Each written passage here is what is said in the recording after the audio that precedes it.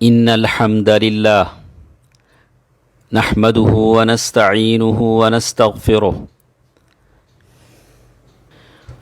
ونعوذ بالله من شرور أنفسنا وسيئات أعمالنا من يهده الله فلا مضل له ومن يضلل فلا هادي له وأشهد أن لا إله إلا الله وحده لا شريك له وأشهد أن محمدًا عبده ورسوله۔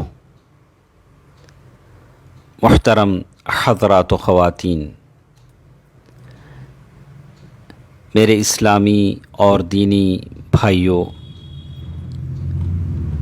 اللہ تعالیٰ کا فضل و کرم ہے، قرآن مجید معجزہ ہے، اور قرآن مجید کی تاثیر کی کچھ باتیں ہم لوگ سن رہے ہیں کہ اللہ تعالیٰ نے قرآن مجید کو کتنا متاثر کرنے والا بنایا ہے۔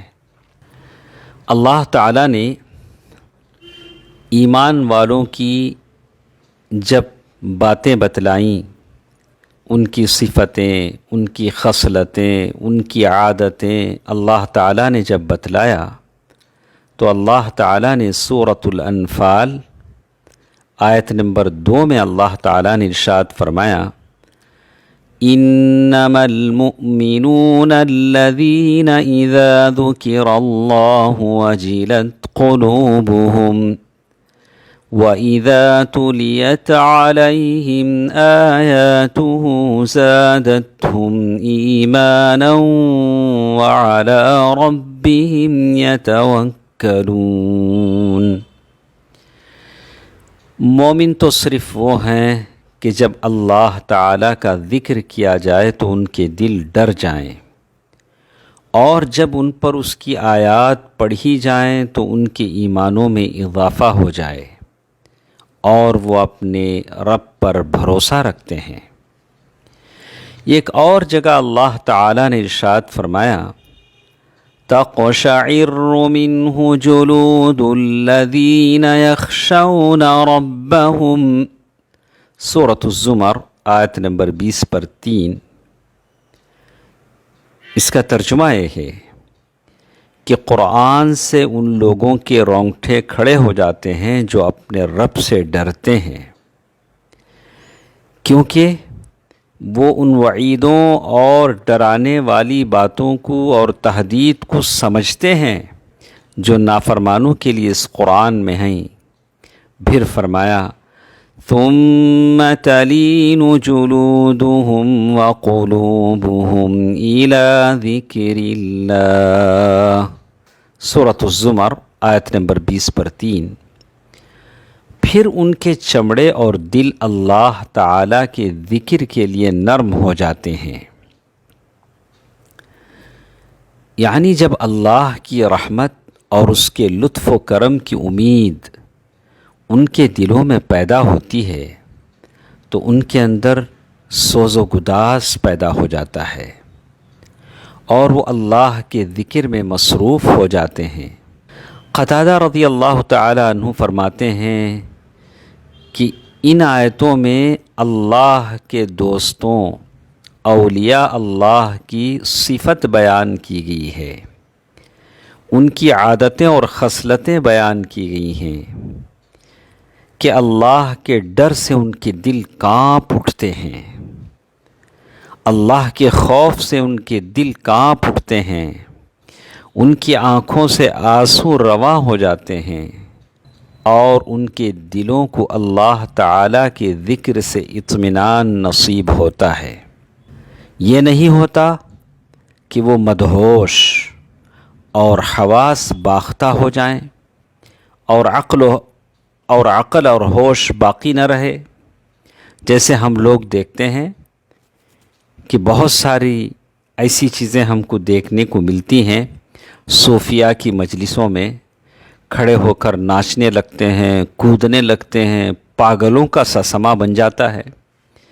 کوئی کپڑے پھاڑ رہا ہے، کوئی کود رہا ہے، کوئی عجیب حرکتیں کر رہا ہے، کیونکہ یہ بدعتیوں کی صفت ہے اور اس میں شیطان کا دخل ہوتا ہے۔ جیسے آج بھی بدعتیوں کی قوالیوں میں اس طرح کی شیطانی حرکتیں عام ہیں، جسے انہوں نے نام دے رکھا ہے وجد کا۔ آپ ان سے سنتے ہوں گے، بدعتی ہمیشہ کہتے ہیں کہ یہ وجد ہے، مستی ہے اور حال ہے، ایک عجیب حالت طاری ہو جاتی ہے، ان باتوں سے وہ تعبیر کرتے ہیں۔ امام ابن کثیر رحمہ اللہ تعالی فرماتے ہیں کہ ایمان والوں کا معاملہ اس بارے میں کافروں سے بہت مختلف ہے، کئی وجوہ سے الگ الگ ہے۔ ایمان والوں کا معاملہ الگ ہے، کافروں کا معاملہ الگ ہے۔ چلیے ہم دیکھتے ہیں کہ کن کن وجوہ کی بنا پر دونوں میں کافی فرق ہے۔ ایک یہ کہ ایمان والوں کا سماع قرآن کریم کی تلاوت ہے۔ چلیے دیکھتے ہیں کہ یہ سماع یہ لفظ کیا ہوتا ہے۔ سماع یہ لفظ فارسی اور اردو میں بولا جاتا ہے اور ترکی زبان میں بھی بولا جاتا ہے، لیکن یہ ایک مصطلح ہے، ایک اصطلاح ہے جس کی اصل عربی ہے، اور جب ہم اس کو کھنگالتے ہیں کہ یہ سماع کا لفظ کیا ہے تو کہا استعملہ الصوفیون للدلالة على الانشاد الدینی والذی یکون ضمن مجالسهم العلمیہ او التعبدیہ وبالاخص المولویہ واتباع الطریقة الجشتیہ فی الہند۔ یہی عبارت ہے جو لکھی گئی ہے، تو اس میں انہوں نے کہا کہ اصل میں تو سماع یہ عربی لفظ ہے، لیکن صوفیوں نے اس کو استعمال کیا ہے کہ دینی گانوں کے طور پر، جیسے انگریزی زبان میں ہم اسے کہیں گے کلاسیکل میوزک، اس کا نام انہوں نے دیا ہے۔ تو یہ اپنے مجالس میں بطور تعبد عبادت کی اس کو کرتے ہیں۔ تو جیسے انہوں نے کہا کہ خاص کر حالانکہ یہ سماع اہل ایمان کے نزدیک الگ ہے، قرآن کی تلاوت ہی ان کے اندر سماع ہے، اور کفار کا سماع بے حیا مغنیات کی آوازوں میں گانا بجانا اور سننا ہے۔ پہلے تو اہل ایمان اور کافروں کے سماع میں فرق ہے۔ اہل ایمان کا سماع قرآن کریم کی تلاوت ہے۔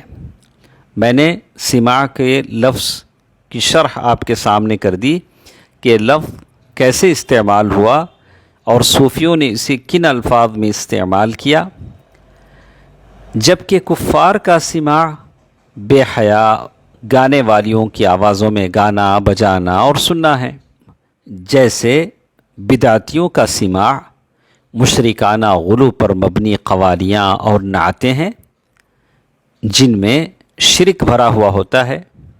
دوسرا یہ کہ ایمان والے قرآن سن کر ادب اور خشیت سے، رجا اور محبت سے، علم و فہم سے رو پڑتے ہیں اور سجدہ ریز ہو جاتے ہیں، جبکہ کفار شور کرتے ہیں اور کھیل کود میں مصروف رہتے ہیں۔